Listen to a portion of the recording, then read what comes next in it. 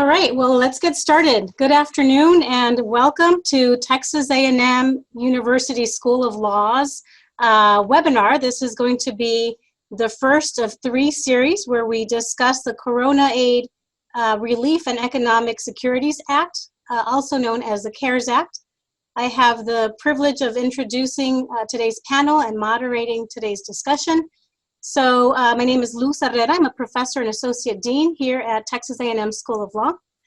Today's webinar will focus on individual incentives under the CARES Act, and so this will help address the question of what's in it for me individually.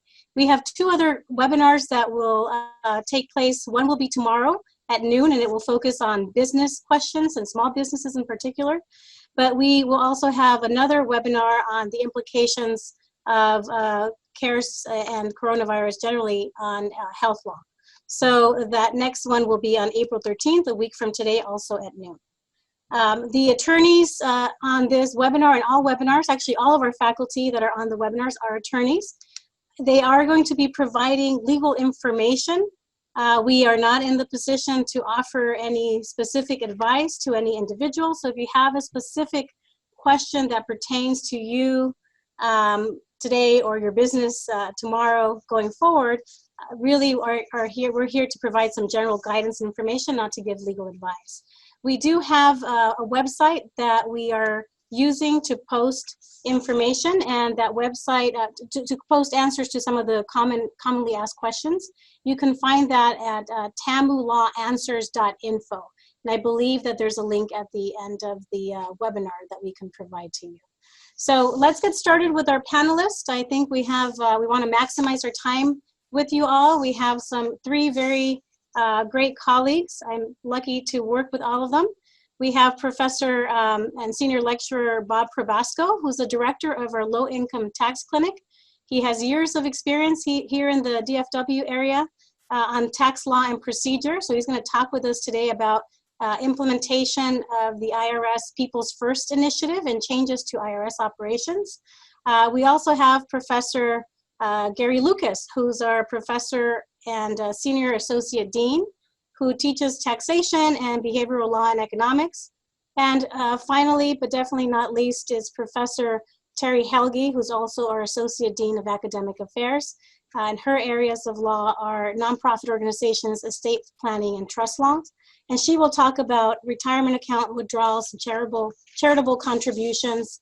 I failed to mention that Professor Lucas is going to talk about recovery rebate checks and who qualifies for them. So we're going to go ahead and get started. I think Professor Lucas is up first, and I also wanted to remind you that you can use the question and answer to send us questions, and we'll be sorting through that as the webinar proceeds. Professor Lucas. Okay, great. Thank you, Luz. Appreciate the introduction. You able to see my screen? Okay, great. So I'm going to talk a little bit about the rebate that is provided for in the Act, and I'm going to cover really just the basics. There are some nuances, some of which Professor Probasco will get into in his presentation, but I'm just going to talk a little bit about the basics so that everyone's on the same page about that. So first, let's address the issue of who's eligible for the rebate. You're eligible if you're an adult and you have a Social Security number, and you can't be claimed as a dependent on someone else's tax return. So as long as you're an adult and have a Social Security number, can't be claimed as a dependent, you'll be eligible for the rebate. We've received some questions about, well, do I have to file a tax return and so on and so forth? The answer is that no, even if you haven't previously filed a tax return or had income, you could still be eligible for the rebate. We'll go into it in a few moments how you go about making sure that you get it. Non-resident aliens, states and trusts aren't eligible. If you're a married couple and you file a joint return, then both spouses have to have a Social Security number. There's an exception for that for members of the armed forces. For members of the armed forces, it's okay if one spouse doesn't have a Social Security number, but for others, both spouses on a joint return have to have a valid Social Security number in order for you to receive the rebate. Okay, so let's talk a little bit about how much rebate you'll receive. So if you're an individual taxpayer, it's $1,200. If you're a married couple filing jointly, $2,400. In addition to that, if you have qualifying children, then you can receive an additional $500 per child. So what is a qualifying child? Well, it's defined fairly broadly. It includes not only children, but also grandchildren, siblings, nieces, nephews, if they live in the taxpayer's household, and for more than half the year, if they're under age 17, and if they have a Social Security number, then they are a qualifying child, and you can receive the additional $500 for that qualifying child. There's no limit on the number of qualifying children, so you can receive that for each of your qualifying children. Okay, now the rebate is subject to a phase out if you have a high income. The rebate is reduced by $5 for every $100 that your adjusted gross income exceeds a certain threshold amount. And as you can see on the PowerPoint there, for individual taxpayers, that threshold amount is $75,000. For married taxpayers who are filing a joint return, it's $150,000. And then for taxpayers who are filing as head of household, it's $112,500. So if your AGI exceeds those amounts, then you'll be subject to the phase out, and the credit will be phased out. $5 for every $100 that your AGI exceeds those amounts. So just as a couple of examples, if you're an individual with an AGI of $99,000 or over, then you're not going to receive the rebate because it's completely phased out for you. If you're a married couple filing jointly, you have no children, your AGI exceeds $198,000, then you're not going to receive the rebate. So that's how the phase out works. Okay, there's some questions about, well, how do I receive the rebate? So technically the rebate is a refundable tax credit against your 2020 federal income taxes. Now, those taxes aren't due until 2021, but the government wants to get the rebates out quickly, and so the IRS is going to calculate your rebate amount based upon your 2019 tax return if you filed one. If you didn't file a 2019 tax return, then they'll use your 2018 tax return. So what the IRS will do is they'll use your AGI, your adjusted gross income, as reported on your 2019 or 2018 return. They'll also use the number of qualifying children that you reported on that return to calculate your rebate amount. And then the way that you'll receive it is if you're set up to have tax refunds or other federal payments direct deposited into your bank account, the IRS will just issue your rebate via direct deposit. Very simple and hopefully fairly quick. The IRS has said that it plans to start issuing direct deposits as early as April 17th. If you're not set up for direct deposit, then the IRS is going to mail you a check, and they'll mail it to your last known address. The problem here is that this process could take several months. So if you're not set up for direct deposit, then it may take a while before you receive that rebate check. Also, the IRS is going to mail the rebate check, as I said, to your last known address. So if you have changed your address since the last time you filed a tax return, then you may want to file a change of address form with the IRS just to make sure that you receive the check. The IRS has also said that it is plans to open up a web-based, internet-based portal to allow people to provide their direct deposit information so that they could receive their rebate via direct deposit. So you want to be on the lookout for that if you're not already set up for direct deposit, because that might allow you to receive your rebate more quickly. Okay, now what about people who haven't filed a tax return in 2019 or 2018? If you receive Social Security benefits, then the IRS will issue a rebate to you based upon the information that is on file with the Social Security Administration. So if you're an older person, retired person, you receive Social Security benefits, even if you haven't filed a tax return recently, the IRS could still issue a direct deposit to you, potentially based upon information available with the Social Security Administration. Now, there are other taxpayers, usually low-income taxpayers, who aren't required to file a tax return, often because they don't have sufficient income to meet the filing requirement. In that case, the IRS has indicated that they're going to need to file a tax return in 2019 in order to receive their rebate. So if you're a low-income taxpayer who hasn't filed a tax return in recent years, you may need to file one in order to receive your rebate check. Now, what if you happen to owe back taxes? The government has said that because they want to get the rebate checks out to folks, and they want to do this to stimulate the economy. The government has said that you're going to receive your rebate even if you have outstanding federal or state tax obligations. Even if you owe debts to the federal government, the government is not going to use the rebates to offset those obligations. You'll still receive your rebate check. The rebate, however, will be used to offset any past due child support obligations. So if you have a past due child support obligation, then that could affect the amount of the rebate that you receive. Okay, there were some questions that were asked about what happens if I receive the wrong amount.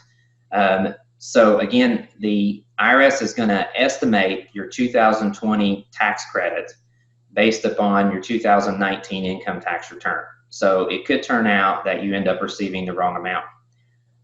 The good news is that when you file your 2020 tax return and you calculate the correct amounts of the credit, if it turns out that you receive less than what you were supposed to receive from the IRS, then you'll get that additional amount when you file your 2020 tax return. If you happen to receive more than you were supposed to receive from the IRS, the good news is that you're not going to have to pay it back.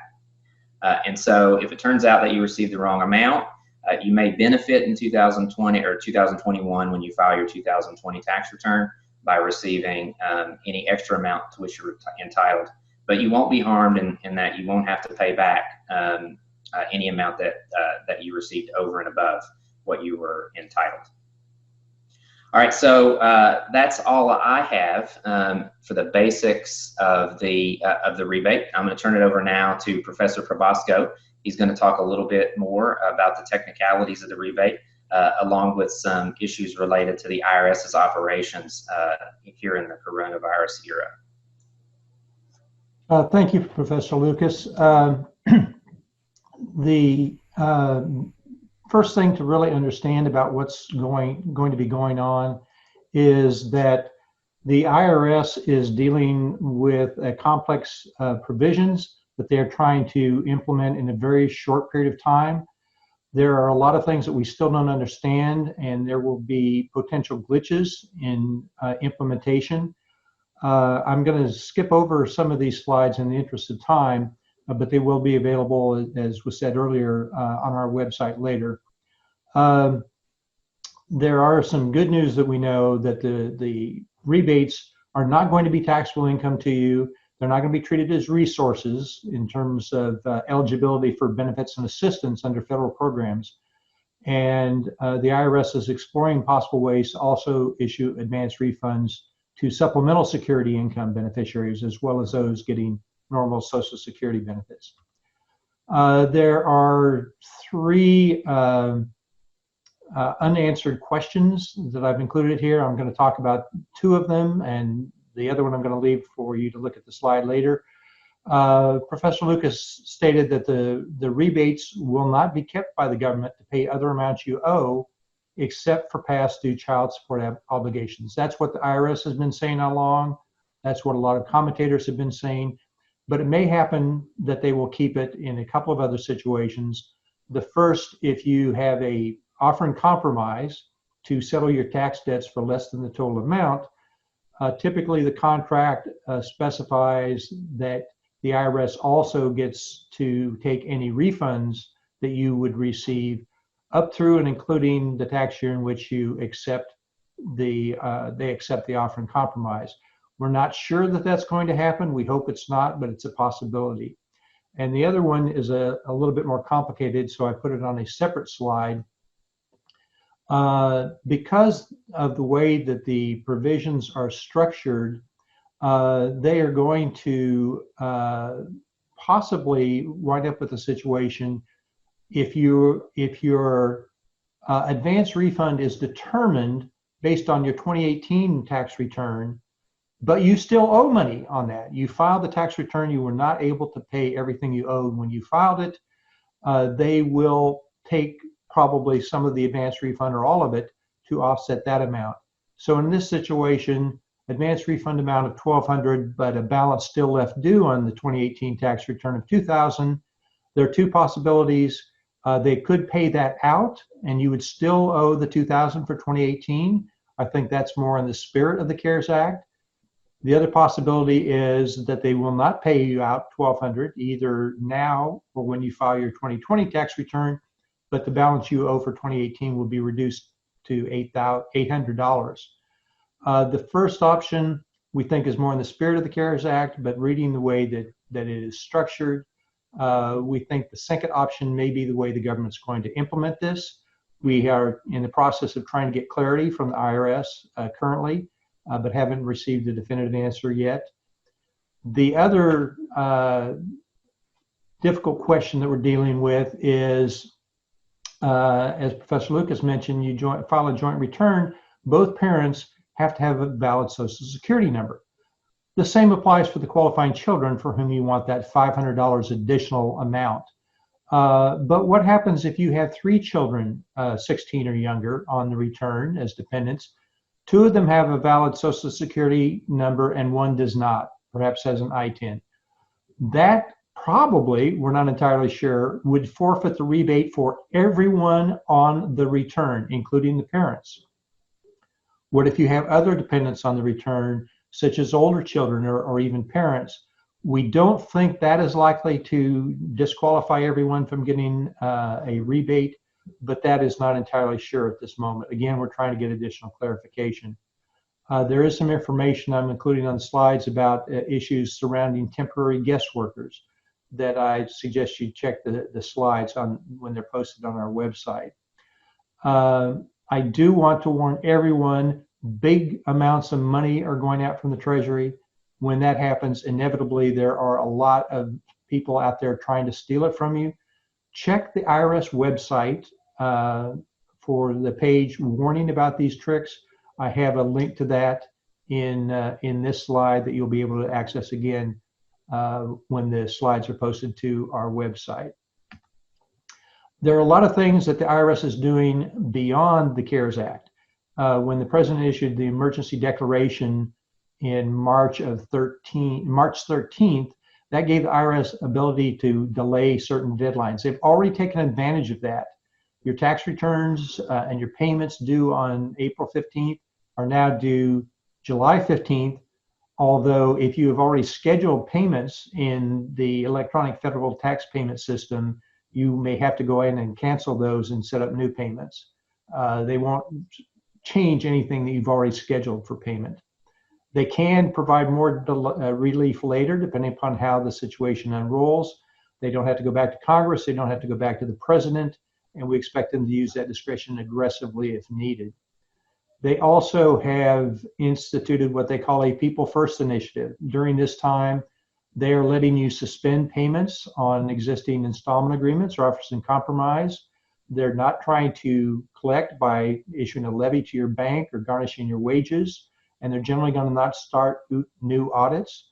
But if you have something that's already in progress and you get correspondence from the IRS, you should continue responding if possible. If not, it will not cause adverse situations, but they'd like to get everything wrapped up. And finally, a lot of IRS operations have been closed or where they are still open. They may have a much lower staffing level to maintain social distancing. That is going to lead to very slow responses. It is going to be almost impossible to get anyone on the phone. And if you send anything in by mail, it may take a long time to be processed. So, for example, if you are submitting a new return to get updated information to them so they can determine the advance refund, do it electronically. If you send it by mail, by paper, it's going to be delayed and you will get it much later than you would otherwise. If you need to update your address, you can send a change of address form to the IRS by paper. It's better to, for example, file an extension request where you can put that address on, which you can do electronically, or an online update of your information with the post office, because that information is also shared with the IRS. So good luck to everyone getting their rebates, and I will turn it over to Professor Helge. Great, thank you. So much of the focus on individual provisions in the CARES Act is on the rebate, but there are a few other provisions that I'd like to discuss with you that are beneficial to individuals, and I think will be helpful to the right set of people. So I'm going to talk real briefly about the provisions as they apply to retirement plan distributions, charitable contributions, and student loans. First, for retirement plans, there's a couple benefits for individuals within the CARES Act. Currently, with employer-provided retirement plans, there's the ability to take hardship withdrawals for certain qualifying events, including medical expenses and the like.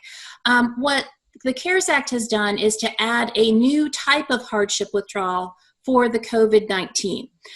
In order to qualify for this distribution, you, your spouse, or your dependent must have tested positive for COVID-19, or you have to certify that you're experiencing financial hardship due to quarantine, lack of childcare, or loss or reduction in your employment.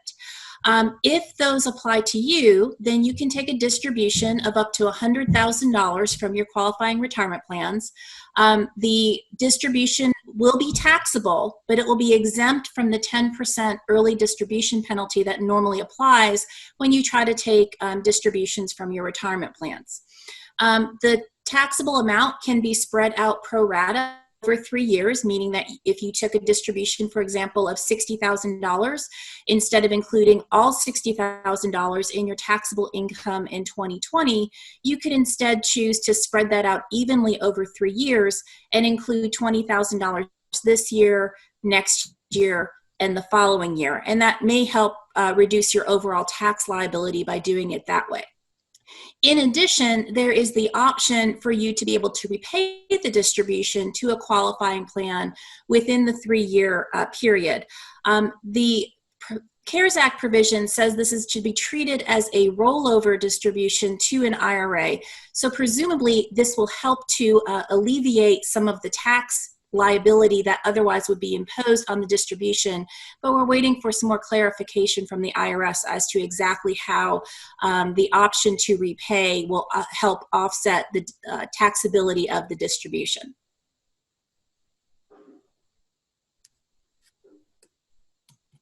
In addition, there is the ability to take qualifying loans from your employer-provided retirement plans. Now, normally, plan participants can take loans up to $50,000 or half of their vested balance in their retirement plan, whichever is smaller. For qualifying individuals, the amount has been increased to $100,000 or the total amount of their employer-provided retirement plan. The qualifying individuals are going to be the same group of people that were eligible for the COVID-19 withdrawal. That means people who have tested positive for COVID-19, or their spouse or dependents have tested positive, or they've experienced financial hardship due to quarantine, loss of childcare, or reduction or loss of employment. This may be an option that's more desirable if somebody knows that they're going to be able to pay it back and doesn't want to risk the chance of having the distribution be taxable. So it's something to certainly balance between the two options. Another benefit for people who already have plan loans outstanding is that the plan participant can opt to delay repayment on their existing plan loans for up to a year. So you should talk to your employer, your plan provider, about that option if that applies to you. And finally, the last benefit for retirement plans is for folks who are required to make minimum required distributions, and that's generally for participants aged 70 and a half or older. They are not required to take that distribution this year. A second benefit under the CARES Act that I'm going to talk about today is the enhanced charitable contribution deduction. Now, normally charitable contributions are only deducted if you determine to itemize your deductions. And most individuals now with the enhanced standard deduction from the last tax Reform Act are not actually itemizing their deductions anymore. This allows for people to take an above the line or a non-itemized deduction for cash contributions made to public charities of up to $300 in 2020. This is only available to individuals who don't itemize their deduction and who take the standard deduction.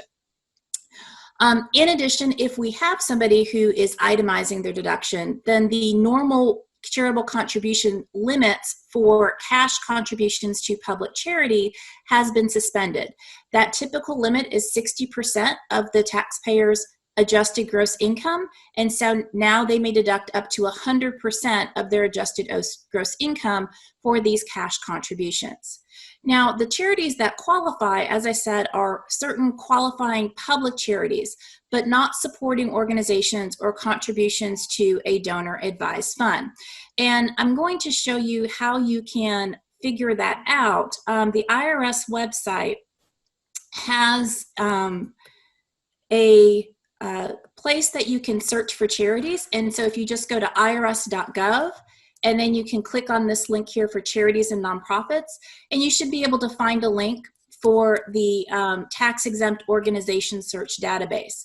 And what you want to look for here when you type in your organization that you're wondering about is a deductibility code of either PC or POF. Those are the two types of charities that will qualify for these enhanced charitable contribution deductions under the CARES Act.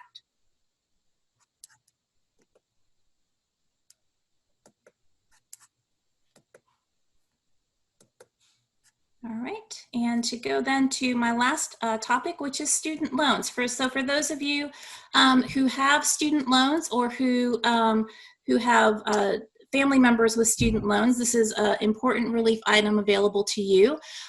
First, there is an automatic suspension of student loan payments through September 30th of this year. In addition, no student loan interest will be charged on any outstanding balance through September 30th of this year. What's important to know is that these suspended payments are still deemed that you're in repayment status on your loan and in good standing. So it does not affect your credit. It does not affect your ability to get additional debt. And the payments that you would otherwise be making during this period do count towards loan forgiveness through income-based repayment plans or public service loan forgiveness programs. So that's really important for people who are on those programs. They don't have to make the payments, yet they're still going to be credited for having made those payments through loan forgiveness programs. In addition, if people are behind on their student loans, this suspends collection actions on defaults through September 30th as well, meaning any wage garnishment, tax refund seizure, or Social Security seizures are going to be suspended during this time period. But it's important to know that all of these relief provisions apply only to federal direct loans and federally held FFEL loans, such as Stafford loans or PLUS loans. But they do not apply to commercially held loans, Perkins loans, or private student loans. If you're unsure about which one your loan is, you should contact your loan provider and they can let you know. But it's important to understand that. The other thing I want to note is that the suspension is automatic. You can continue to make voluntary payments, and loan providers are supposed to be informing their borrowers by April 15th as to how they can continue to make voluntary payments during this time. And I'm going to turn it back to Professor Herrera to help moderate the discussion. Thank you. Great. Well, thank you all for your wonderful insights. And we have those of you who submitted questions when you registered. We've tried to incorporate some of those into the presentation already. But we're also taking questions here through the chat function. And so if you have any that have not been addressed, please make sure you send them in. I do have a few questions that are really prompted already by what folks have been asking. There are multiple questions about the why are dependents over age 16 left out? And they're also not eligible for the $500, or are they? So there are a number of questions about why that happened and what's the rationale. So I don't know if any of you have any thoughts on that. Yes, this we don't really have a lot of detail about exactly how they came up with the rationale, but this is exactly the same cutoff and the way they apply for the child tax credit. It looks like they just imported that restriction into this, that if they are younger, where you should get extra credit for taking care of them, then we will also give you a rebate as well. Certainly there would be an argument to include older children, but that is not what Congress chose to do. But that's all we really know about it. Okay, and so just to make sure we understand, they are not eligible for the $500 if they're 17 or 18 years old or anything above that. Would they be eligible? Is that correct? That's right. Yes. Okay. Would they be eligible to for the $1,200 if they file taxes? Not if they're claimed as a dependent. Okay. It would be, yeah, only if they weren't, could not be claimed as a dependent. And it's possible that by the time the 2020 tax return rolls around, they will not. They will file their own and their parents will not claim them. And we think that under those circumstances, that's as long as the parents did not claim them for an advance refund, if they file their own tax return for 2020, they will be able to get a refundable credit at that point of $1,200 instead of $500, is our understanding. Okay. Well, what about somebody, can somebody opt out of receiving the payment? Can it go to somebody else of their choosing, or can they just return it?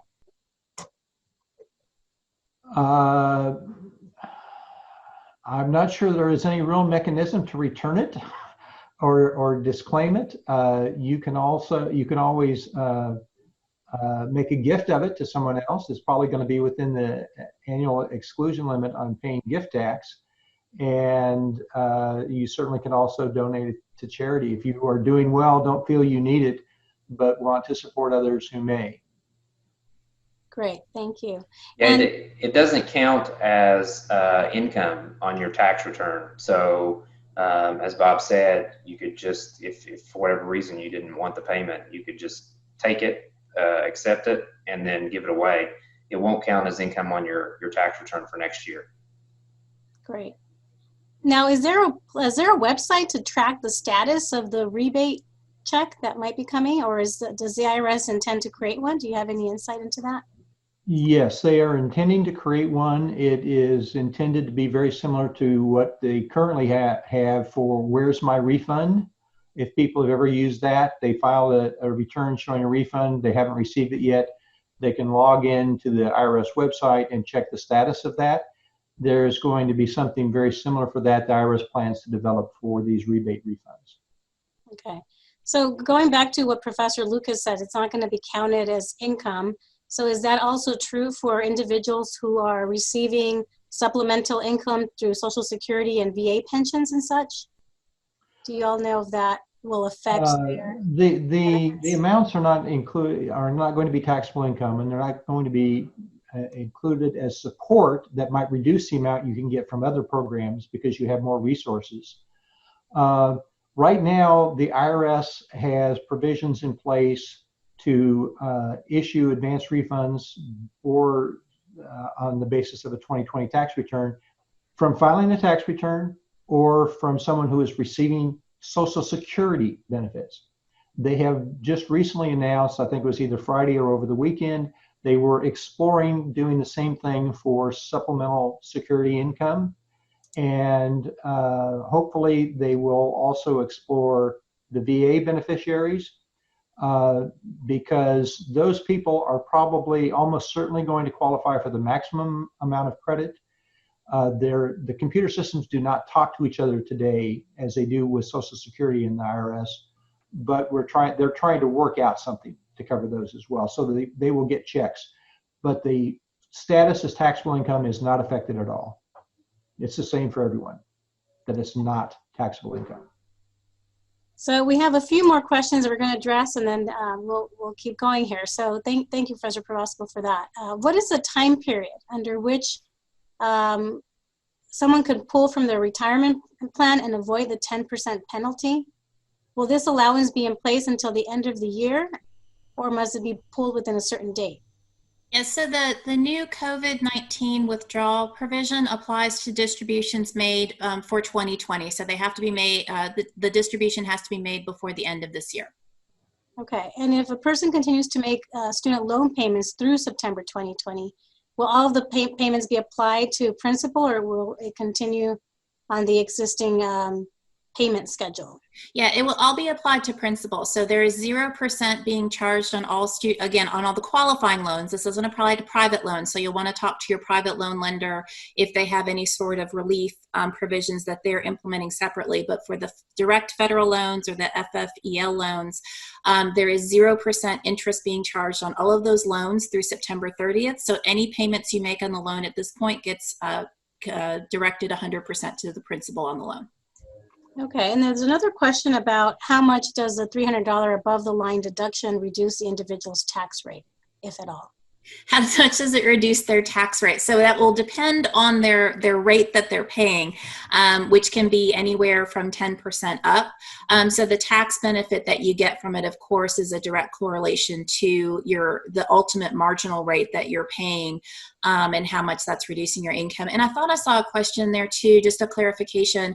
The $300 limit is an overall limit, not per charity. So it's up to $300 of a deduction, no matter how many charities you contribute to.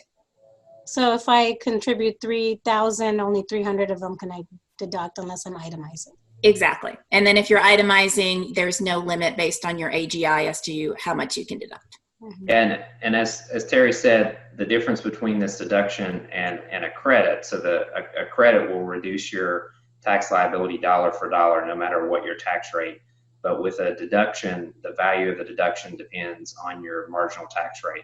So if you're in the 10% tax bracket, then it would be worth just 10 cents on the dollar for the deduction. And if you're in a higher tax bracket, it would be worth more to you. So that's the difference between the credit that we've been talking about, that Bob and I have been talking about, and the deduction that Terri talked about.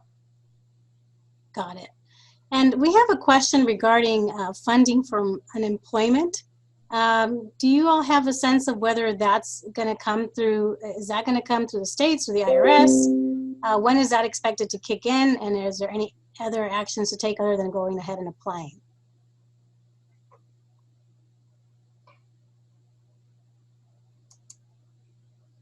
I think that's going to be probably addressed in the webinar tomorrow. Okay, great. Thank you. So we have a few more questions. I know that there are still individuals that are putting some in here, but we have a few more.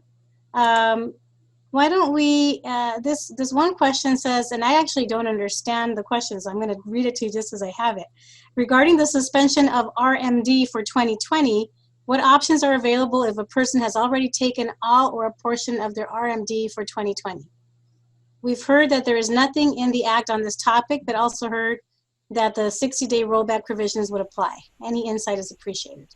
Yeah, so this relates to the waiver of required minimum distributions for 2020, and that folks in that category do not have to take the minimum distribution this year, but of course they didn't know that until March 15th or so, whenever the act was finally signed into law. So it's quite possible that someone went ahead and took their distribution earlier on in the year. I agree that the act is not clear on this point. It does seem that the normal provisions to allow you to roll your distribution back into your IRA within 60 days of receiving the distribution should apply. And I know there has been times also where the IRS has extended that 60-day rollover period in certain situations. So again, this is a place where I would expect that in providing further guidance on this act, that would be a question that the IRS will answer through some of that additional guidance. But I think the reasonable approach would be to consider that the 60-day rollover is an option for those individuals, and hopefully the IRS will give an extension on that 60-day rollover for people who didn't know it was available and maybe missed that 60-day window by a few days. Great. And there was a question about somebody who might have been born after the 2019 filing. And I think, Professor Lucas, you might have addressed this before, but I think the question is, are dependents that did not exist during the 2019 filing, will they not be counted? I think you addressed this before, but maybe you can. Yeah, so I think the way that this will work is if the dependent wasn't on the qualifying child wasn't on your 2019 return, then you may not receive credit for that qualifying child. You may not receive a rebate for that child now.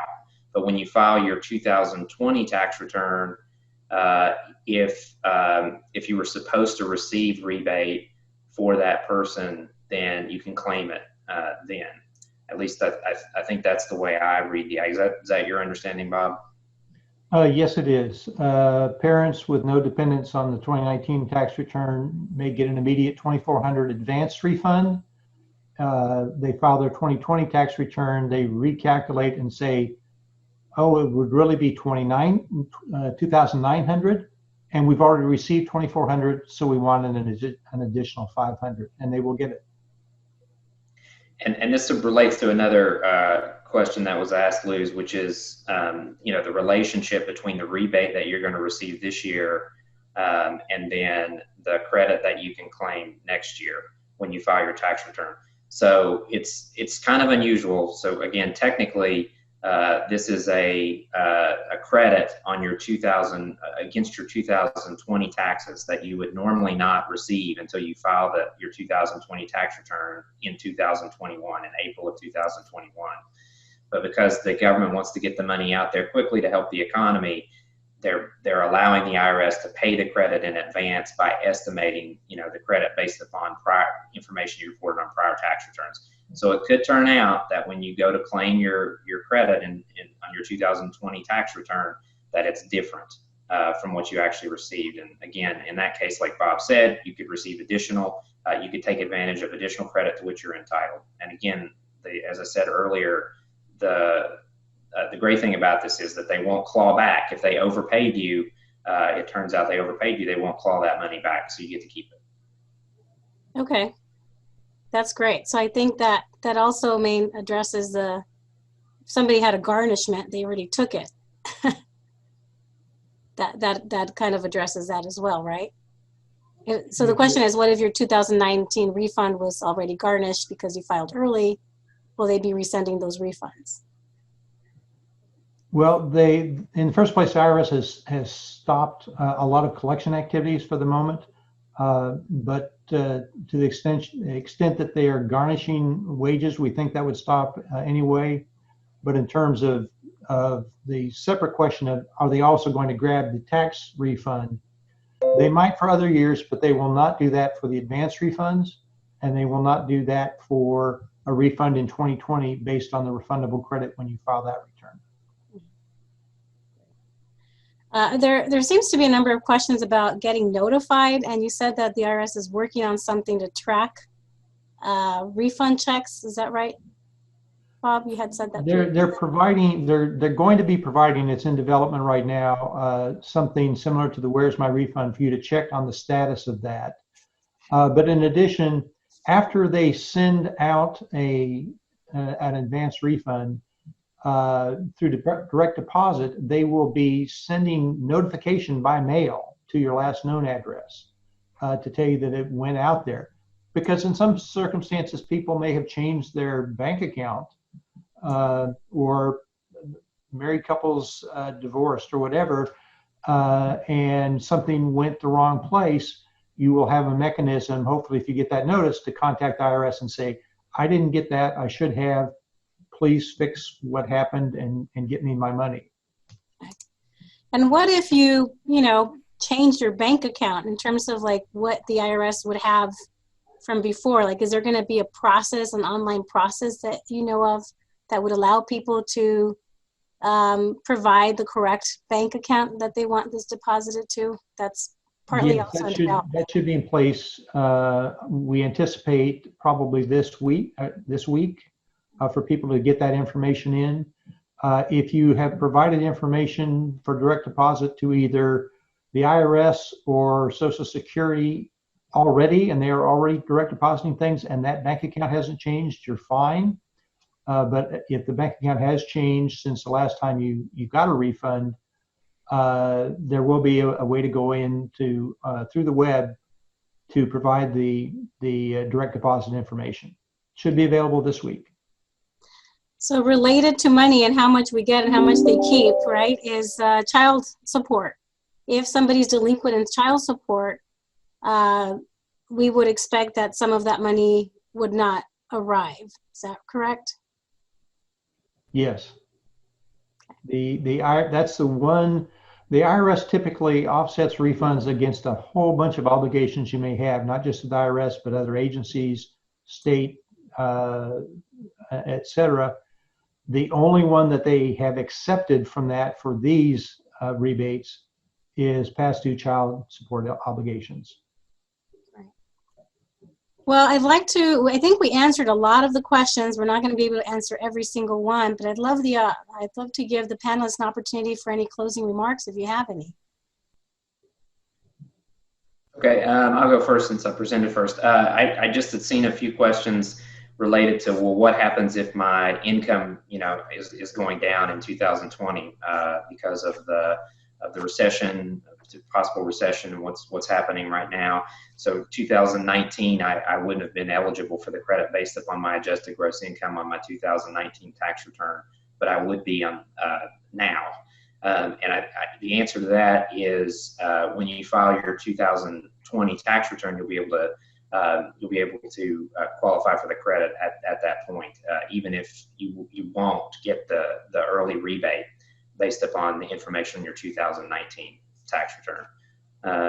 And then there was another question I saw about whether we're going to make the slides available after the presentation, and the answer to that is yes. Luz, maybe you know where they're going to be posted. Yeah, I believe it's TAMU Law Answers.info. So TAMU Law Answers.info is the website. Great, and I noticed a couple additional questions about retirement plans. I'll just try to answer those now before we wrap up. There was a question about if you take a hardship withdrawal from the 401k, do we know the deadline to roll it back into the 401k? So again, very specific to the COVID-19 related withdrawal, the new provision allows you to contribute all or a portion of that back to an eligible retirement plan within a 3-year period. Again, further clarification is going to be needed if your repayment is after you have to include some of it in your income and how they might offset that. And so we'll be looking for further guidance from the IRS by that, but you have up to a 3-year period after taking the COVID-19 withdrawal to repay the entire thing back into your eligible plan if you wanted to do that. And then Bob, I don't know if you know the answer to this question. So with the extension of the filing deadline as well as the payment deadline for 2019 tax returns to July 15th, it's a great question to also figure out. Normally people then have until the filing deadline to make a contribution to their retirement plan, their IRA, for example, that can relate back to the previous year. I have not followed that. Do you know if that particular deadline also got extended with the filing deadline and the payment deadline, that you could make a contribution to your IRA by July 15th now and have that relate back to 2019, or is that one still a hard, you have to make the contribution by April 15th? As with a lot of things, this is moving so fast that I don't know the answer to that question right now. Hopefully we will within a week or two. If I recall correctly, the authority that the IRS has to change deadlines once there's an emergency declaration extend to cover specific types of things for which they can change the deadline, and there are quite a few of them. I don't recall whether that covers also the deadline that you talked about, but if it does, I don't believe the IRS has yet decided to extend it. If not, I'm sure that it's one of many issues that they are looking at. They literally, every time we talk with them or hear from them, they literally say along the lines of, we have 180 issues, and we're trying to figure out which ones we need to answer this week and which ones can wait till next month and which ones can wait for a couple of months. And they are issuing new information every day. That's the cheesy way of saying, I don't know the answer to your question, but I'll talk about it for a while. And it's quite an excellent question. And I imagine, Bob, for people on the webinar here and who may listen to the recording later, does the IRS have a dedicated portion on their website for questions related to the CARES Act in terms of updating guidance and getting more information out there for taxpayers? Yes, they do. I believe, and let me see if while I'm on here, I can go over and actually check that. I think if you go to irs.gov/coronavirus, they have a, oh, hold on, that did not work correctly.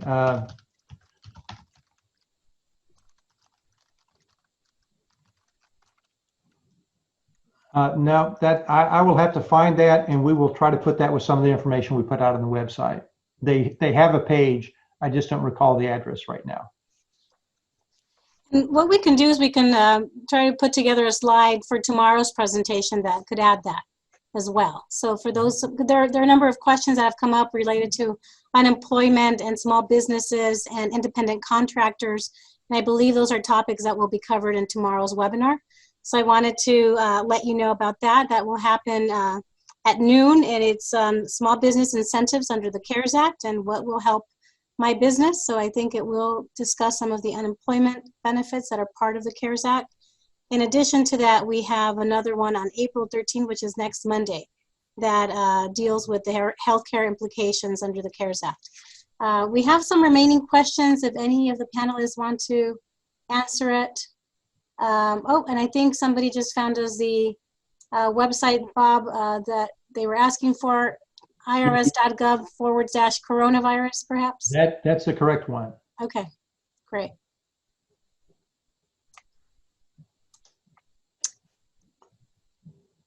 Any other comments or questions? I think we've addressed most of the remaining questions here. Yeah, I see one I think we haven't answered yet. So if I pull from the retirement plan but don't realize I don't need as much as I can I redeposit the excess amount? So unless this is one of the special COVID-19 withdrawals, my understanding is the normal rules on making a withdrawal from your retirement plan would apply, meaning that you have to do a rollover within 60 days of the distribution if you want to exclude it from your tax liability.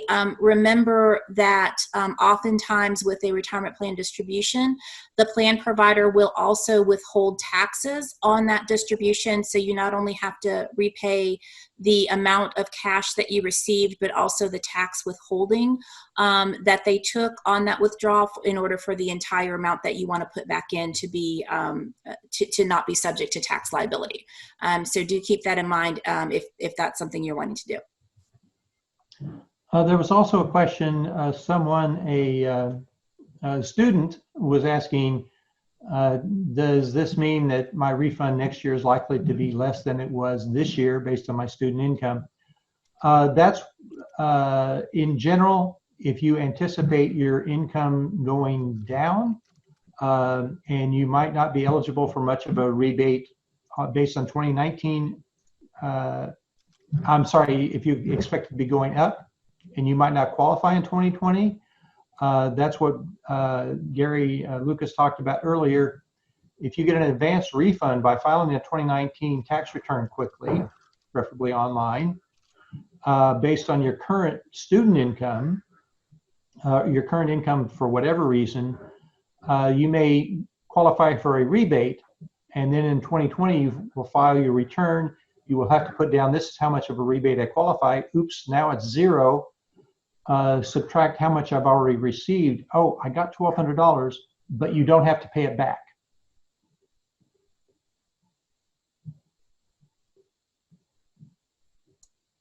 Great. Well, thank you so much. I think we went through all our answers. All our questions were answered.